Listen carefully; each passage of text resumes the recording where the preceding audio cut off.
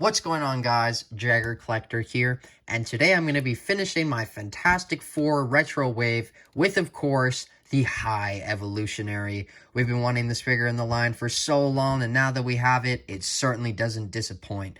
Very great figure in a semi-lackluster wave, but we'll get into that at the end of the video because this is the final figure of the wave.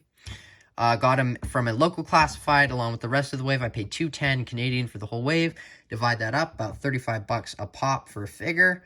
But other than that, let's get into the High Evolutionaries review.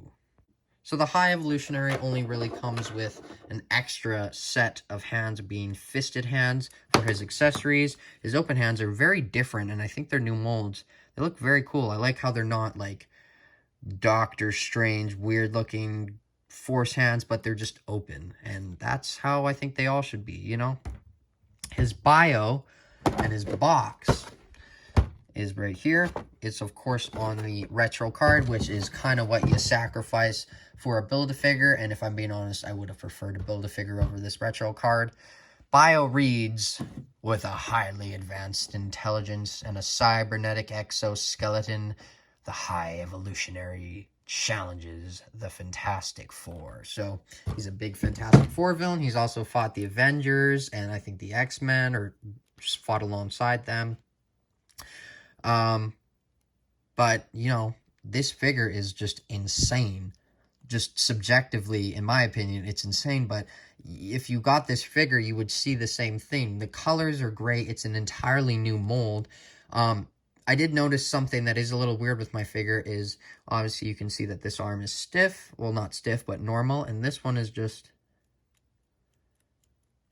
very loose, and I'm not a big fan of that, but it doesn't really detract a lot from the figure because it still manages to stay up.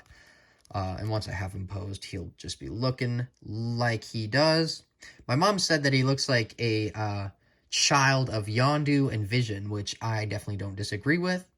Mohawk, though, did just pop off when I opened him out of the box, out of the packaging, which I was kind of scared of at first, but it just pops back on. So if you want, you can put a little glue in there, make it not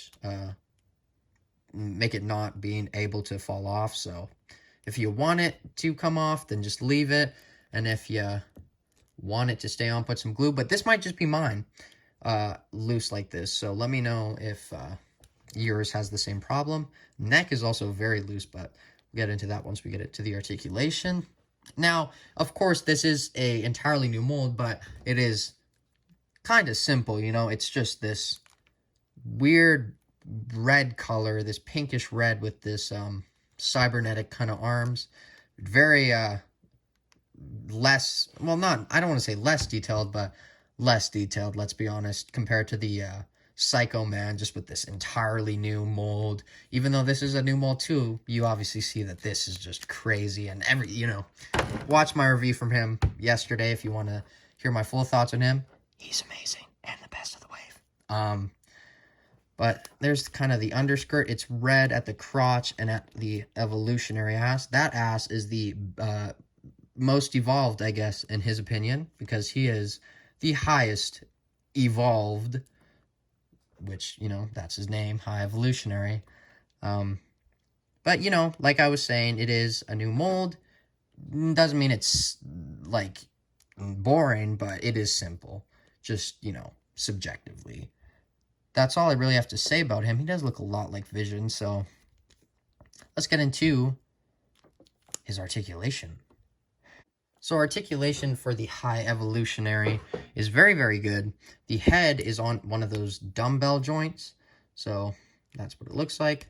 Just, whoa, a little tough to get it on there, but goes down that far, back that much, side, side. Very, very good. So it's, of course, that amazing new modern articulation. Arms will go out that far. They will go full 360, of course, but this kind of gets in the way. Bicep swivel. Double jointed elbows, which you gotta push a little bit. That's how far they go. And then on all the hands, they're just up and down in full 360. Ab crunch goes down that far. It'll go back that much.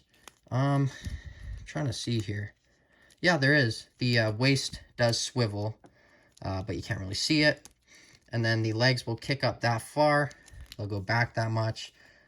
Splits that much. It's weird just feeling them because they're textured. Bicep, or not bicep, upper thigh cut. Double jointed, pinless, riveted knees. There goes his head. Guess he's not that high of an evolutionary if his head just falls off like that.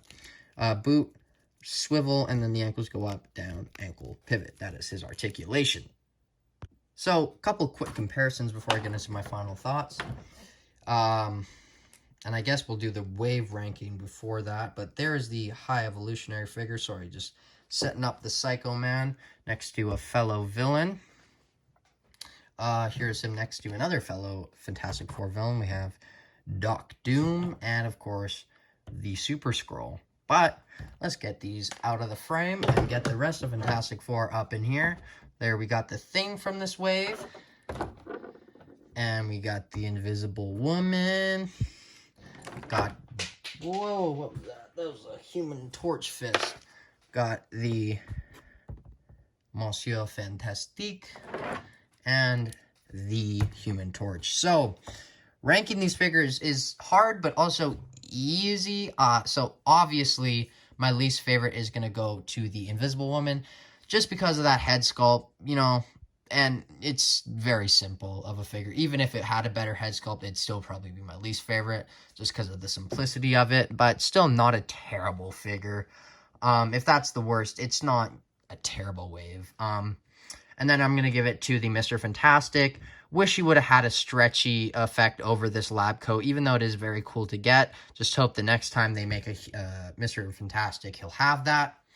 Then I'm going to give it to the Human Torch. You know, it's a cool Human Torch. It's probably the best one they've made, but it certainly does have some flaws. And it's not perfect, but it's a good figure. So he's in third place. Then I'm going to give it to the High Evolutionary. That figure is great. Great brand new mold. Amazing as usual. Just an amazing figure. If you want a High Evolutionary, you're not going to be disappointed. And then I'm going to give it to the Thing. This figure is great.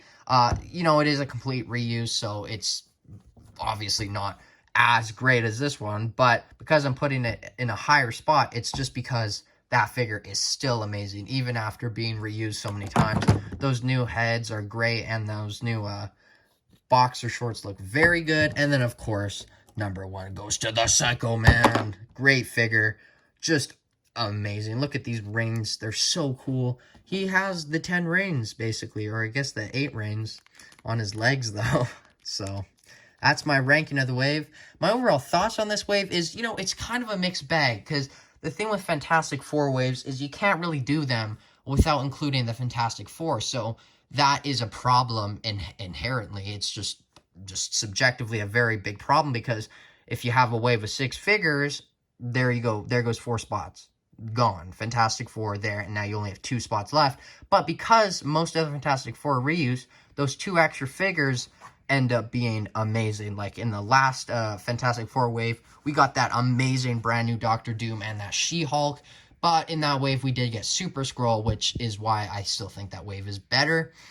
The retro cards, you know, I like, but if I have to sacrifice that for a Build-A-Figure, I don't care, because it's just packaging. So I'm going to give this entire wave 8 out of 10 in total. Definitely not my favorite wave of the year, but certainly good for collectors that want a Fantastic Four.